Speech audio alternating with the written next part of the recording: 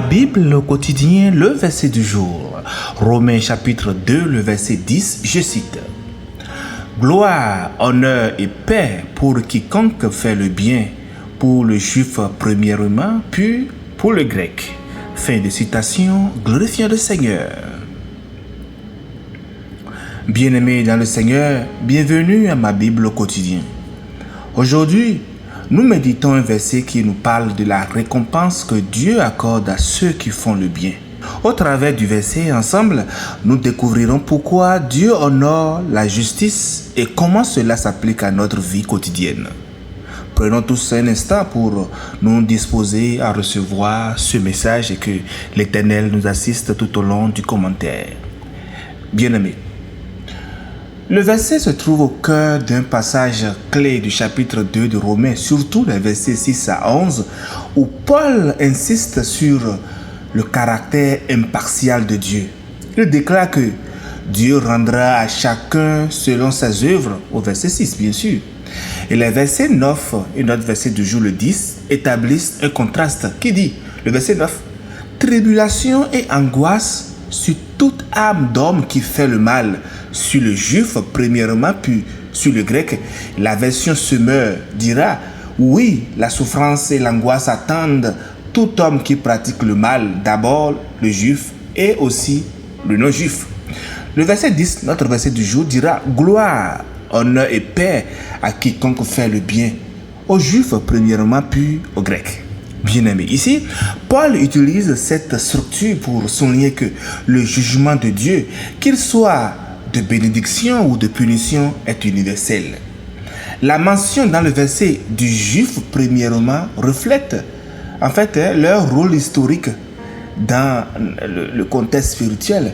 Ils ont reçu en premier la loi et les promesses de Dieu, comme c'est mentionné dans Romains 3, les versets 1 à 2. Cependant, cela ne leur donne pas un avantage au détriment des autres que nous sommes. En Jésus, nous sommes tous co-héritiers et il n'y a plus de distinction ethnique. Cette distinction s'efface et tous sont jugés selon leur action, qu'ils soient juifs ou grecs. Le verset 11 va même dire que lorsque gloire, honneur et paix à quiconque fait le bien aux juifs premièrement puis aux grecs, ce qui en suit, car, le verset 11, devant Dieu, il n'y a point d'acception de personne. La gloire, l'honneur et la paix dont parle Paul dans le texte, dans le passage, désignent les bénédictions célestes et terrestres. La gloire représente la communion avec Dieu et la reconnaissance divine. L'honneur, la dignité de vivre comme enfant de Dieu. La paix évoque un état de sérénité intérieure, mais aussi une réconciliation avec Dieu et avec les hommes aussi. Le message du jour est clair. Dieu récompense ceux qui agissent avec droiture et justice. Faire le bien, ce n'est pas seulement accomplir des actes moraux, mais c'est aussi vivre en obéissance à la volonté de Dieu. Cela reflète en fait d'avoir une foi fervente, enracinée dans l'amour pour Dieu et pour notre prochain. Pour faire plus notre le verset, dans notre quotidien, faire le bien peut signifier pardonner à quelqu'un qui nous a blessés, même si cela demande un effort. Partager notre temps ou nos ressources avec une personne dans le besoin, être un exemple d'intégrité dans notre travail ou nos études, même lorsque personne ne nous regarde, c'est aussi ça, faire le bien. Dans la Bible, la parabole du bon samaritain dans Luc 10, les versets 25 à 37 est un bon exemple. Cet homme a agi avec compassion et bienveillance envers un étranger blessé, alors que d'autres soi-disant religieux l'avaient ignoré sur la voie.